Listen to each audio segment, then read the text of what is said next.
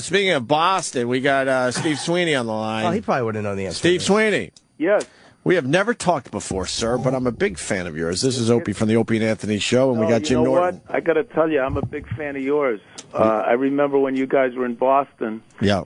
And you said that the mayor passed away. Do you remember? Yeah, kind of. I was never a big fan of the mayor, so that was the last time you were here, right? I was just up there. Jim Norton was taping a special that's coming out soon, and I just happened to be up there as Mayor Menino was telling Boston that he's stepping down. Basically, we're not. Did you hear it? Did you hear him? Yeah, we have made fun of his speech for many years, sir. Yeah, the last storm we had, he said it was global warming, and the guy who predicted it was Frank Gore, who also happens to be the running back for San Francisco. Yeah. What do you think it is with his speech? Do you think he's dyslexic, or what is it with him? Well, let me give you an example. He came out at the well. First of all, if you take a plane into Logan Airport, the first voice that greets people is Mayor Menino, and I can't tell you how many times people have said to me, "What language is that guy speaking? Am I in the wrong country?" He said, "Well, welcome to England, and then please enjoy.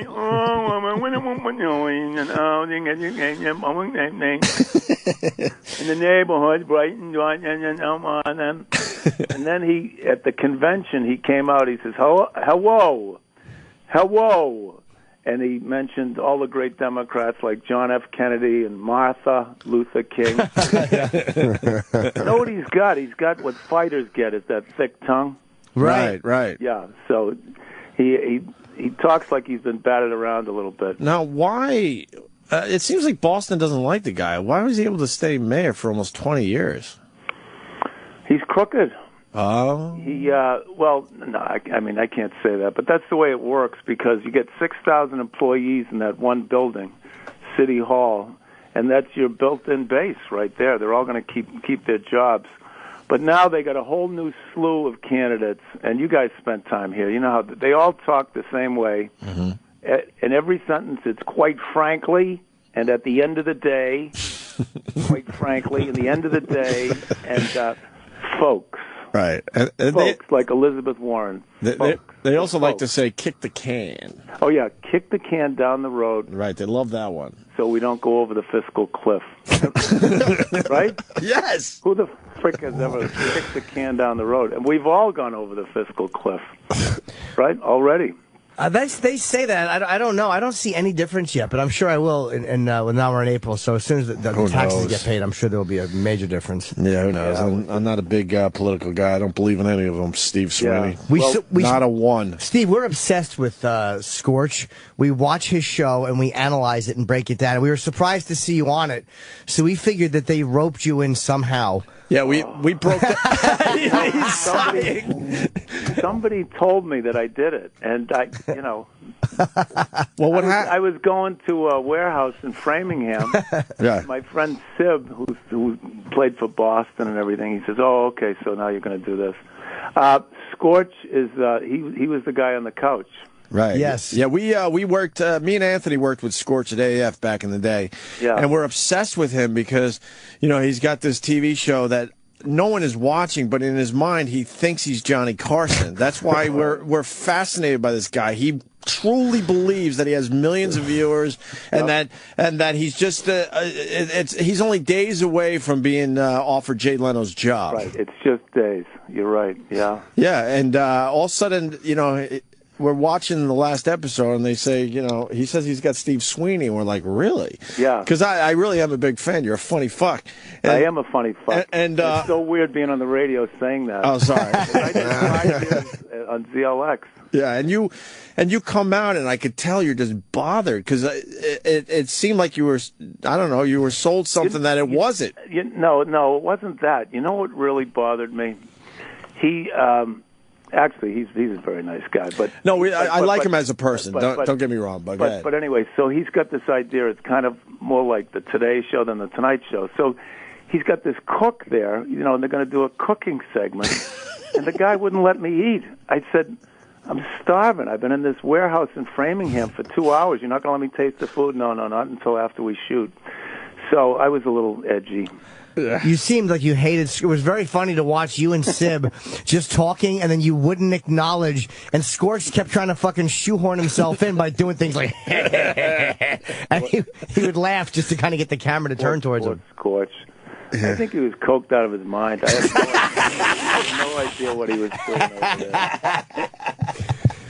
And at one point, you said something really funny, too. You said something about, you said this or whatever else you were lying about. Like, you called him out on lying. On his lies. Which we thought was very funny. Oh, yeah, he's in Manchester or someplace, New Hampshire. Well, his show opens with a shot of Santa Monica Pier. Oh, really? Yes. Oh, I got to see That's his open. I got to see that show. Even though he's talking about Manchester, New Hampshire. You know what? It's so funny you mentioned that show. I was golfing with Sib yesterday, and he said they have one sponsor, and the sponsor is editing the show. Oh, I don't like this. I like that. I said, are you shitting me? Wow. The sponsor? Procter & Gamble goes in and edits Ed Sullivan. You know, it's like, right. Yeah. Christ, that's funny. Yeah. Oh, that's okay. So the sponsor makes decisions on what's acceptable, and that's probably the only conditions on which they'd sponsor the show. That's right, yeah. And how's your career going, Steve? Through the roof. Yeah. Jesus Christ. I just got off a cruise ship. I didn't do the Carnival ones. You know, that's the ones that had all problems with the toilet paper and all that. Right. Talk about downhill. You walk on board, there's a Walmart. We cash checks here. We accept food stamps. I'm working at that. Well, I'll tell you, this weekend I'm working at a nice little comedy club. It's called Giggles on the North Shore in Boston. And I like that club. But, I'm still working places named after the guy. You know, have you guys done stand up? I have, yeah. Yeah, Jimmy. Yeah. Oh, Jimmy's there. Oh, yeah, Jim Norton's here and Dan Soder. Oh, wow, I love Jimmy. Two funny guys, man. Jim Norton, big fan. But anyway, whenever they're named after the guy, you know, like, okay, you're playing at Vinny's. Oh, okay. This is going to suck. Yeah, you know it's a disaster when it's named after a guy. Absolutely. Yeah. You're playing at Richie's. Oh, okay, Richie's, yeah. This and food. Then in Boston, we have managed to keep the comedy scene going all these years because we work at these Chinese restaurants, and to this day, after 30 years, they still don't know what's going on out there. I mean, it could be karaoke, you know, but they just say, oh, yeah, asses in seats, no problem, you know. Right. So we're all still working, and that's why our careers are, you know, fucking nowhere. And you came up with who? Dennis Leary and Gavin. I lived with Leary for a couple of years. I did a bunch of movies. Yep. And I keep it going. I like to, I like the work. Unlike a lot of comedians, because, you know, at a certain point in life, I hate to bring the show down. They become like their acts. You know what I mean? Sure. Yeah. No, I mean, it's like the road thing gets to them and everything. But you know, I have a good life here in Boston. I like it. But I got a show I'm producing that I think is going to be pretty cool. So is it for Showtime? Because you talked about that on the show. Yeah. Can I? Sure.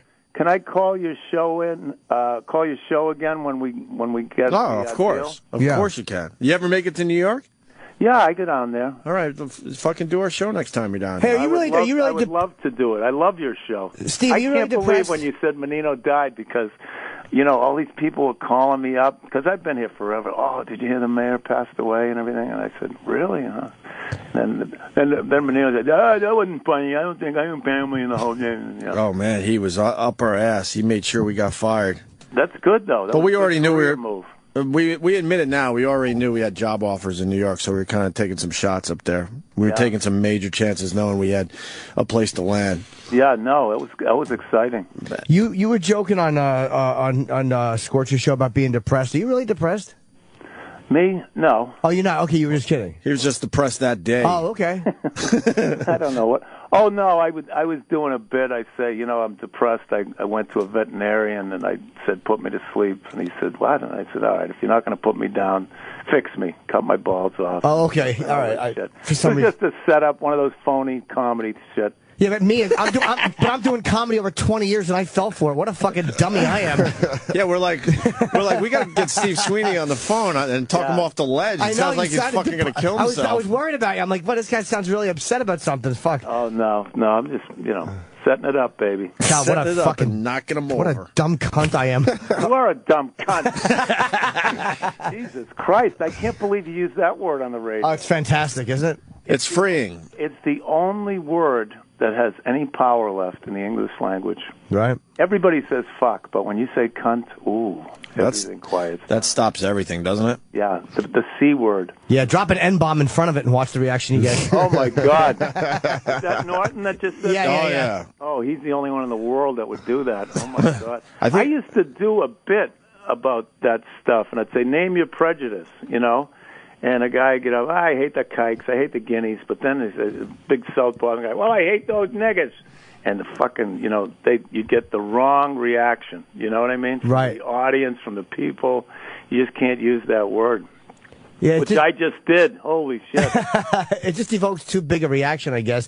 Unless there's a real reason to say it. It's a rough one to get away with. It's hard. Well, and people hear what they want to hear. I used to do a bit where I was trying to make fun of racists. And I'd do this. I'd put my belly out, and I'd say, you know what I love about that Larry Bird? He's white. And I was making fun of that guy. Right. And people would come up and say, yeah, you're right. That's what I like about him, too. That's not what I wanted, man. Wrong reaction. Hey, what a great show. Thanks for having me on. Steve, thanks, man. Come see us, all right? I will. Thank you so much. Right Take on. care, man. Bye. Steve Sweeney. That's funny. A legend. That guy's a legend. He really is.